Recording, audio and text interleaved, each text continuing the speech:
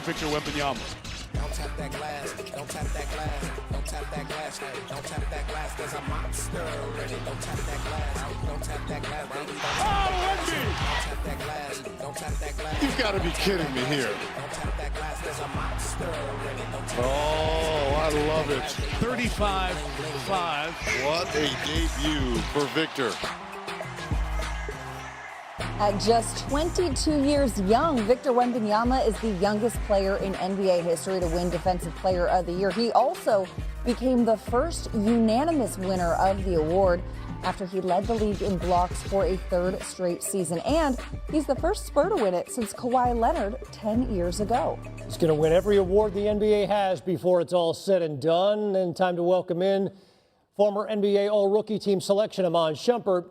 Iman, what a run for Wemby these last few days. Most points by a Spur in his playoff debut Sunday, and then Monday Defensive Player of the Year honors. What are you expecting as a follow-up in Game 2? Much of the same. I don't think that there's an answer for Victor right now. I don't think he'll win problems until round 2 or 3. I still think that Victor's going to have to suffer what they're calling a heartbreak before he's able to get the real hardware that he wants. But Victor is making strides in the right direction. He's playing great in transition. He's shooting the ball well from 3. But most of all, he looks comfortable in this playoff form. A lot of times when the level goes up, you see a decrease in guys because they got to get adjusted to it. It seems like he's made the adjustment mentally before he's even gotten out there. So happy to see that from him, expecting much of the same. Sean, let's pivot to the Lakers-Rockets series. Kevin Durant, a game-time decision for Game 2, but he did go through about half of Houston's practice on Monday. How crucial is a KD return for the Rockets' chances in this series? It means everything. I think we got to see the level of, there's a drop-off that happens when he's not around. Not to say that he's their only way for offense, but he damn sure is a big part of it. Without him, you see their struggles and woes happen. Where they seem to have stretches during the game that they can't score at all. Usually, KD provides a random bit of scoring that you weren't even working for. You don't have to run a play for it. You don't have to run a scheme. Sometimes you don't even have to run an action. It's just something that he's just born to do. Sengun plays really well complementary to that. But if you take away a KD off the floor and let the Lakers load up, their team defense can deal with anybody. It's just when you have the scoring prowess of Kevin Durant, you get bailed out of a lot of situations. Some pretty imperative scoring prowess, especially considering the fact that Houston struggled to create their own shot in Game 1 without KD on the floor. They shot just 11 of 52 off the dribble and 24 of 41 off passes. Iman Shumpert, thanks so much for the insight. Lead on Minnesota.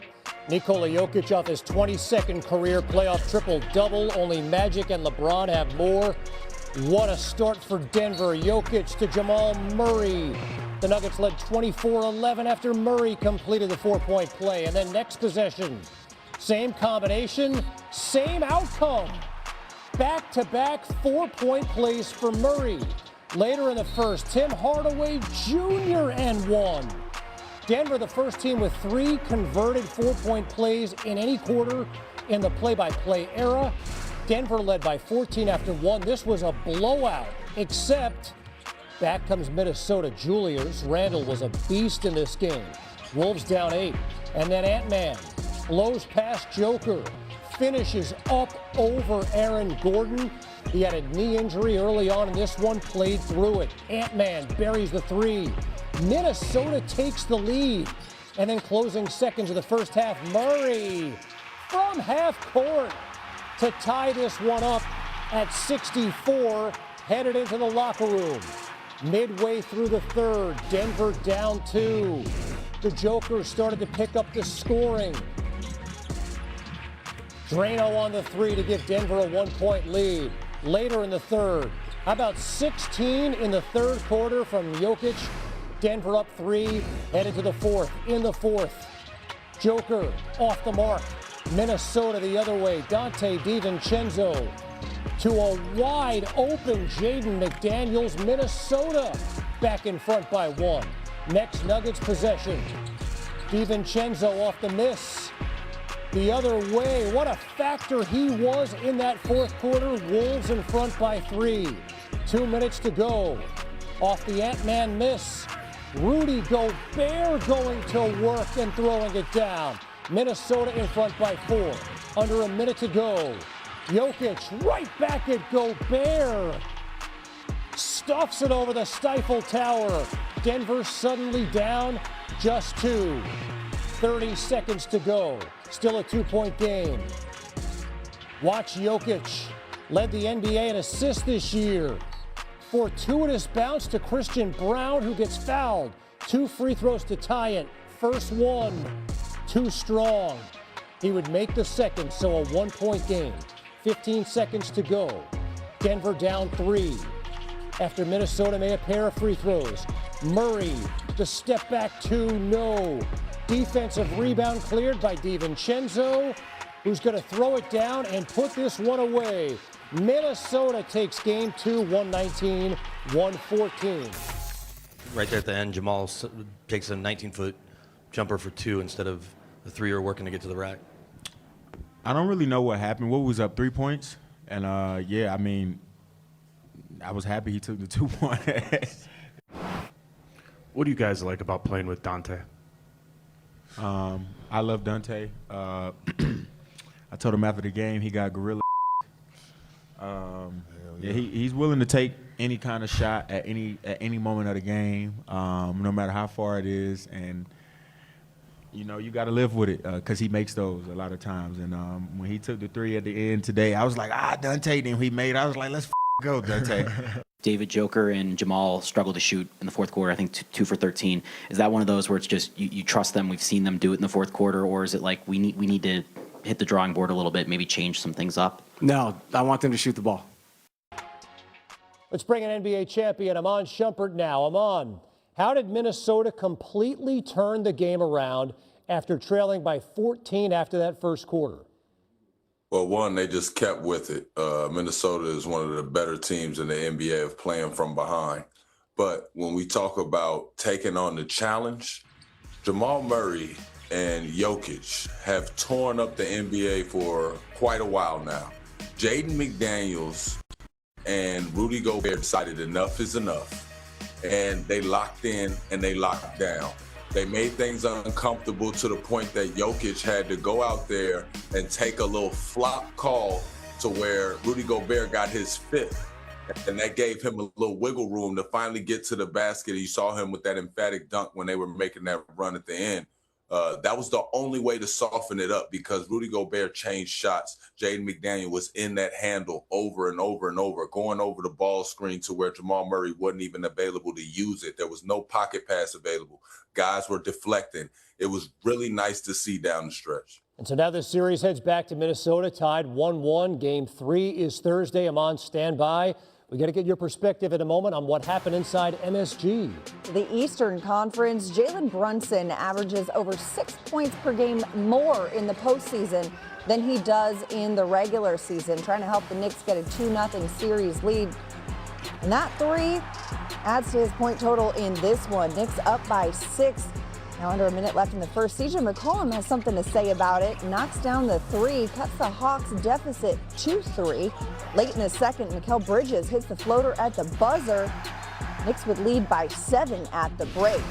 Now under 3 minutes left in the third quarter, Jose Alvarado finds Karl Anthony Towns for the finish. Knicks extending their lead. Next Knicks possession, same score. Towns top of the key, hits the tray. Cat had 18 points and Knicks up 89-77. Hawks on the other end. McCollum looking for the handoff. When Bradley gets called for an offensive foul on Alvarado, McCollum and Alvarado exchanged some words after the whistle. The Knicks led by 12 going into the fourth. So pretty comfortable lead, right? Well, Brunson goes downhill, finishes the floater. Knicks now up by 8, 2 possessions later. McCollum driving, kicks it to Nickeil Alexander-Walker for 3. Nah says, yeah. Hawks down 197. Under 4 minutes, Knicks on the other end. Jonathan Kuminga denies Brunson. And McCollum, Jalen Johnson finishes strong on the rim. Hawks now trail by just 1.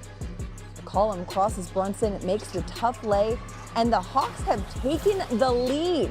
Now under 2 minutes left in the fourth, CJ McCollum gets past Brunson again for the floater. Hawks up by 3. Knicks on the other end. Brunson walks into the triple. That's good. The game is tied at 103. Knicks led by 12 going into the fourth, and now it's a tie game under 40 seconds. McCollum hits the J, puts the Hawks up by 2. Knicks on the other end.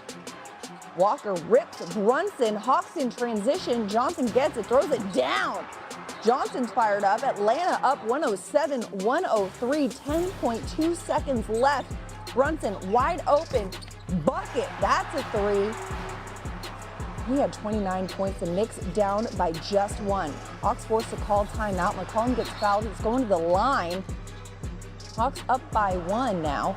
After missing the first, he attempts the second free throw, misses the second. Knicks with the rebound. Mikal Bridges with the jumper. It's no good. The Knicks fall short. The Hawks win. CJ McCollum, how does it feel to be the new villain of New York? I am no villain. I'm a nice guy with 2 kids and a wife. I think it's admiration. Great, passionate fans in a really hostile environment. It's fun. It's basketball. It's the playoffs. And if anything, I think it's a sign of respect. Obviously, I can control what I can control. And so poor decision making on my part. And a couple possessions, they played great defense, knocked the ball out of my hands. We just had to we got to play better with the lead. That's twice in the fourth quarter now that we've done that. We just go out there and hoop, man. The moment is what it is.